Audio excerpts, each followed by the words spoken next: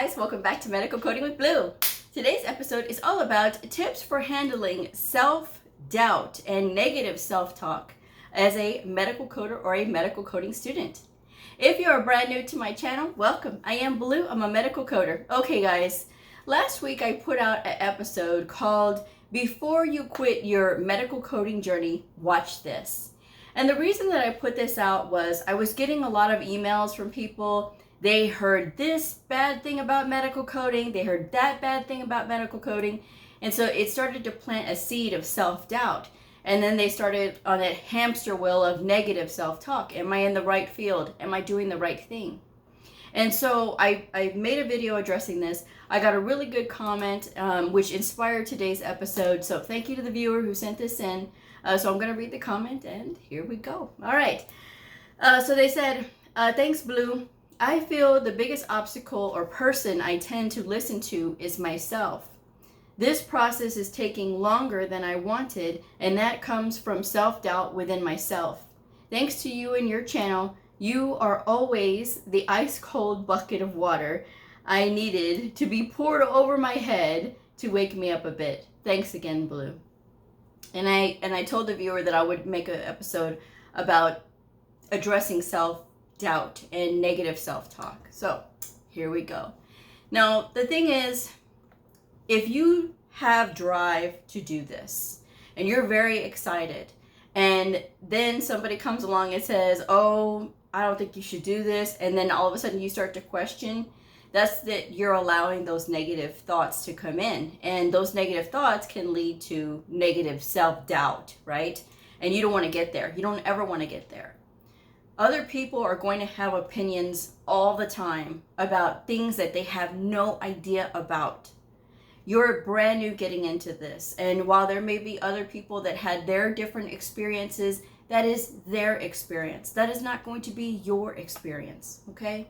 So that's the first thing we have to do, is start cleaning up who we are listening to, because that will add a lot to self-doubt, and that will add a lot to that negative self-talk as well.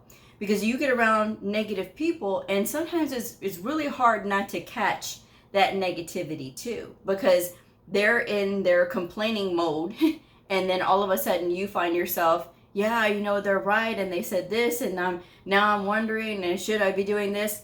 Let's clean it up. Clean up who we are around and who we are listening to, and even who we are sharing our goal with.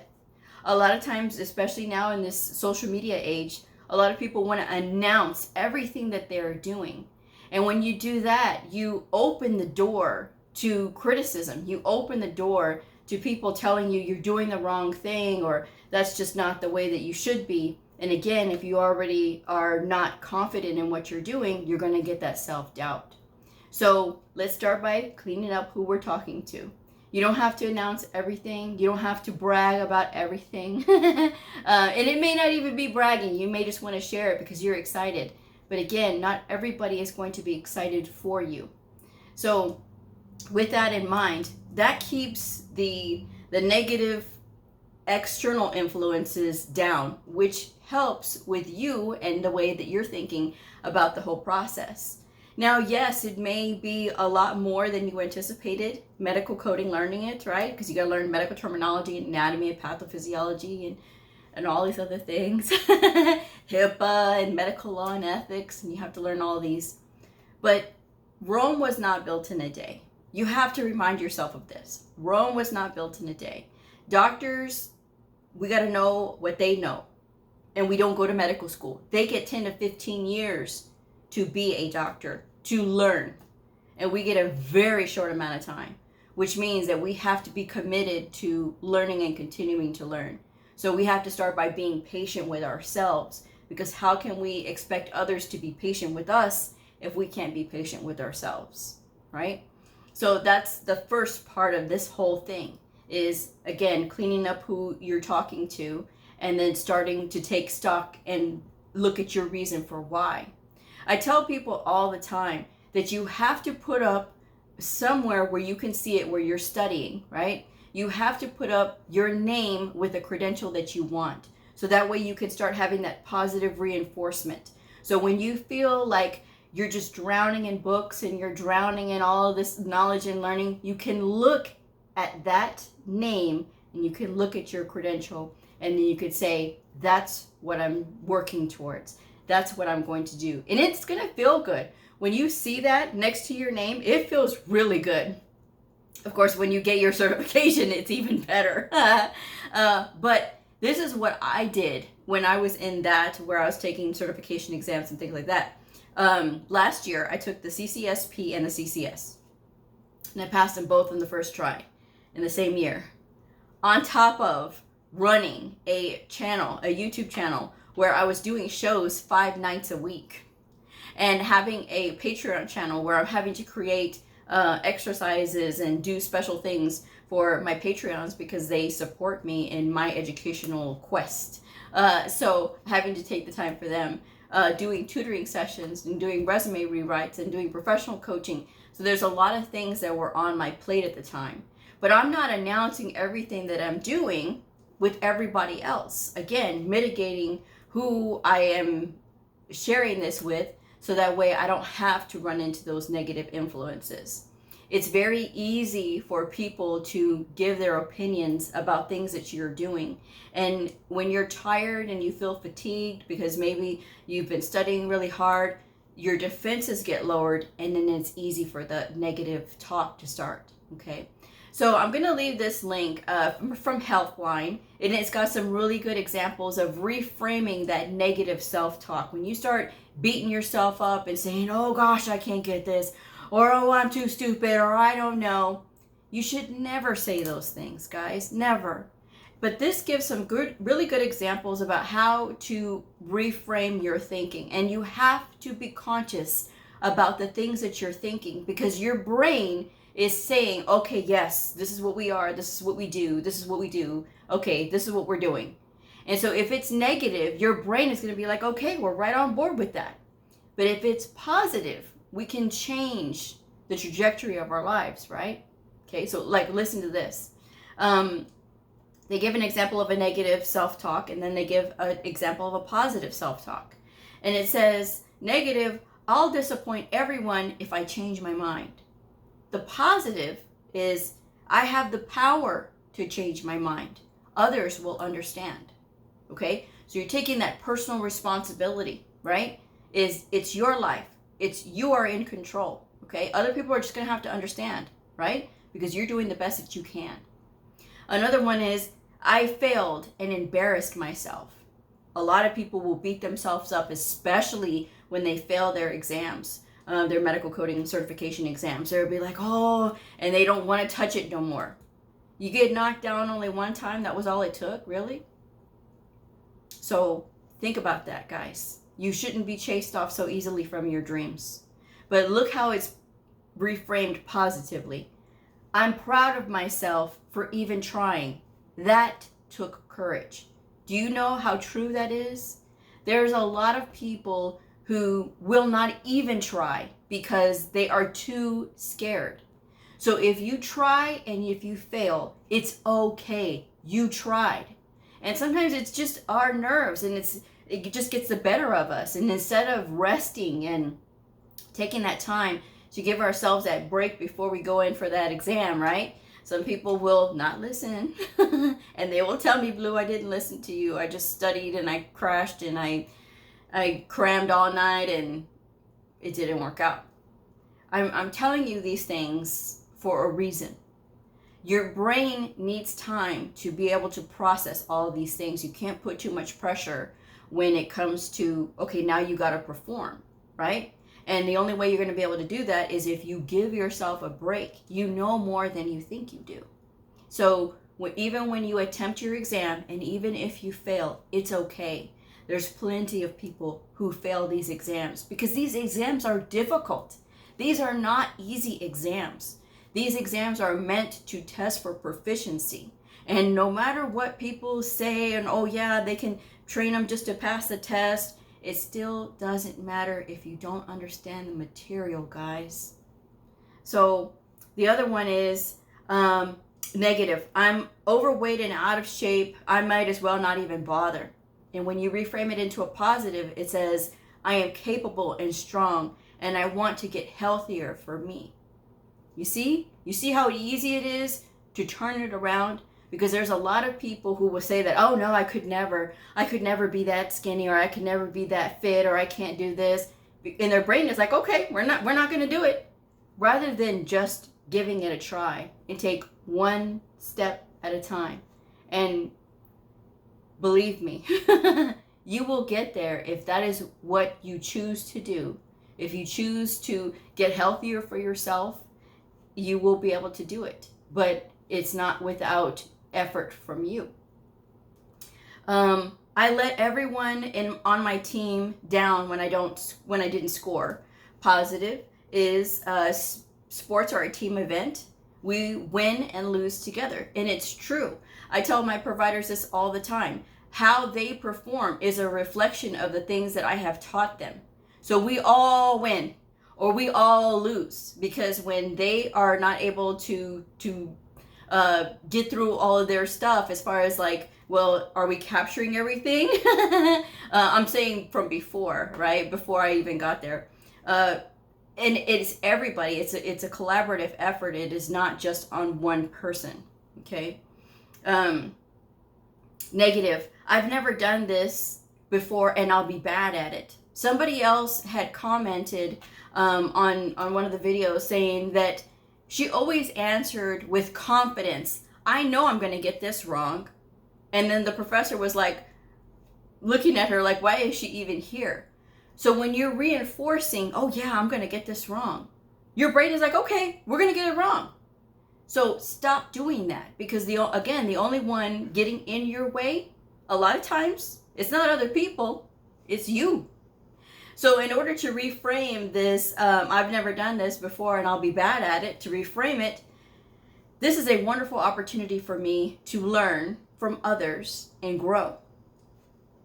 How more fitting than this field, right? And then the last example I have here is negative. There's no way this will work. And the positive reframing, I can and will give it my all to make it work. And again, sometimes we get knocked down. It's all right.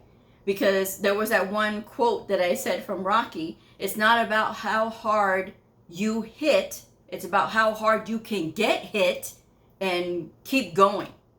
That's the difference between everything else. And that's how you win. Is it doesn't matter how hard you can hit. Because if you can't take a hit, what good is your ability to be able to do it if you can't strike back, right? So that's those examples. So it's a conscious way of reframing what you're thinking. If you're saying I'm never going to get this, your brain is going to trigger that, okay, we're never going to get this. Instead, remind yourself Rome was not built in one day. We will get this. It's just like when I was studying for ICD-10 PCS, my nemesis for the longest time. But it was because I didn't understand it. I didn't have anybody to explain it to me, and I had to learn it on my own. So how am I going to learn this on my own? So what I did was I went the old-fashioned way. I learned from books. That's how I learn. And so I looked at the answers, and I tried to reverse look it up, like how did they get there, so that I could figure it out myself. And that was how I was able to do that. And once I started getting the right answers, I celebrated myself. I don't have to have other people tell me you're doing great, Blue. It's wonderful when I hear that, but I had to do it for me. I had to be the one to say, yes, I did it. And be right there and celebrate for me. That's what I had to do. And that's what you have to do too. A lot of times people want to be very humble at the wrong times. You know, they don't want to say the things that they've learned, or they don't want to, as far as like with themselves, like what did they learn from this lesson and things like that, and how much more do I know now, right? So you have to learn to work with that. It is a conscious effort, guys, and self-doubt can steal entire careers. It can steal entire journeys. It can steal a lifetime away if you allow it. And isn't that profound, right? Isn't that so sad? Is that you holding yourself back because you're afraid, you have this fear, there's this irrational, and a lot of times it is irrational fear, or just this, so much of this self-doubt. And where is it coming from? There is nothing concrete about it. It is just an emotion. And the fact that some people allow that to take their entire dream and life away from them, as far as like what they can do and their potential, they allow it to take it away from them. Think about this, guys. All the things that you could do. When I started in this field and I started learning about conferences and things like that, I thought that would be awesome to do. I never dreamed of all the things that I would be doing in my career. Never. It never occurred to me that there was all of these other things. I served on a task force with AHIMA. I got invited up to the AHIMA headquarters. I've been to conferences. I've met amazing people because I believed in myself. And when I was invited to be on this task force, I was a coder for like a little over a year, and I still submitted my resume. I still believed enough in me to apply for this. And out of the hundreds of applications they got, they said that they picked me because of what I had to offer. And so if I didn't believe in myself, I would not have had that experience. If I didn't believe in myself, I obviously would not have a YouTube channel. It takes guts to have a YouTube channel, y'all. It really does. Because you will have positive people, and of course you'll have your people with their own opinions. And it is on the individual to take what they say and just whatever. And so that's what I do. Whatever. You know, you're not going to be everybody's cup of tea, right? But I'm making an effort, and I'm trying. And that's the difference between me and somebody else who refuses to do this, right? So there's those things to keep in mind. You have to keep that positive self-talk going no matter what happens. No matter if you fall, no matter if you fail, you have to keep that self-talk going, that positive self-talk. Because at the end of the day, it's going to be you. It's going to be you, and you are the only one that's going to be in that test room, that exam room. It's only going to be you. It's going to be you when you go and you take that assessment test for your employer. It's going to be you that has to go through all of those things and pass productivity standards and pass accuracy standards. That's all on you. But you can do it. You have to believe in yourself. You have to study, and you have to continue to do those things. That, yeah, it's a little bit of heavy lifting. And I say a little bit facetiously because it is a lot of heavy lifting. But it is possible. And the more you get into it and you allow yourself to get into it and not get frustrated with it, because whatever's not working, you got to figure that out. If it's not working and you're still not getting it, then you need to try a different way to learn, right? So that you can get that positive self-talk back. Because if you don't get it the first time, tell yourself it's okay. You're going to be able to get it. But if you're not doing that, no one else is going to do it for you. You can do it for yourself. The other tips they have here, as far as how do I use this on a daily basis, the positive self-talk. There's a couple of things in here that they're saying, I'm going to get to them in a minute. But I'm going to tell y'all this. Get out of those negative Facebook medical coding groups. Get out of there. Because that is the root of all like negative talk.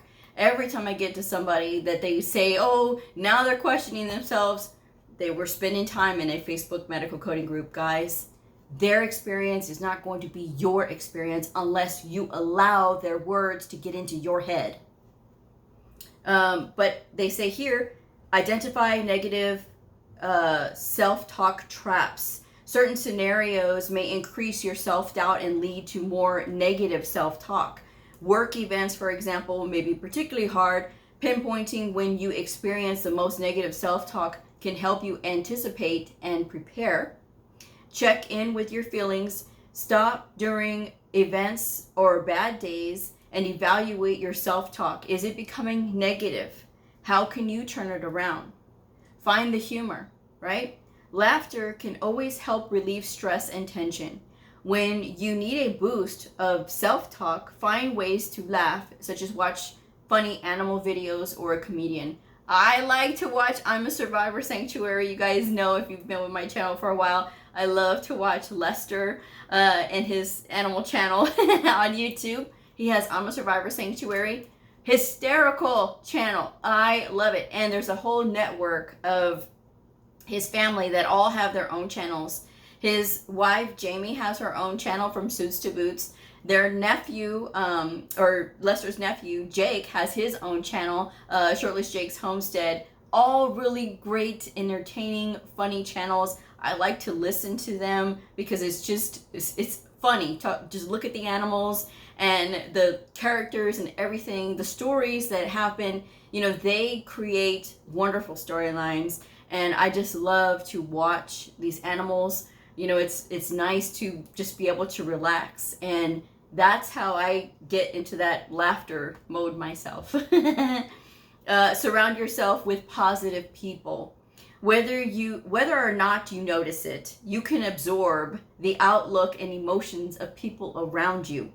This includes negative and positive, so choose positive people when you can. I absorb people's energy. This is why I am very careful about who I surround myself with, because I refuse to be around negative people. As soon as I see somebody negative, it doesn't matter where I am, I'm out of there, because I do not deal with negativity, period. That just works my last nerve. You're not going to do that to me. Give yourself positive affirmations. Sometimes seeing positive words and inspiring images can be enough to redirect your thoughts. Post small reminders in your office, just like I tell you guys, right? In your home or anywhere you spend a significant amount of time. You know, for me, seeing those credentials on my name and knowing that's going to be my signature block, that's what my signature block is going to look like. That was motivation enough for me a lot of times. So again, you have to be able to pick your motivation, and seeing your name with those credentials every single day is going to go a long way into giving you that positive push. So guys, you know, you want to make sure that you are being very conscious and very aware about how you're talking to yourself. Don't tell yourself you're stupid, because you are not. Don't say that you're never going to get it, because you are. You have to keep going.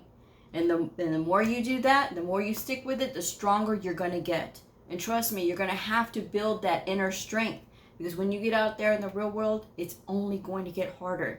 And if you're not prepared, you can lose out, guys. Don't lose out. That's just my advice anyway. So I'm going to wrap this one up. Thank you guys so much for joining me. If this video helped you, I hope that you will share it, like, subscribe, and I will see y'all next time. Bye.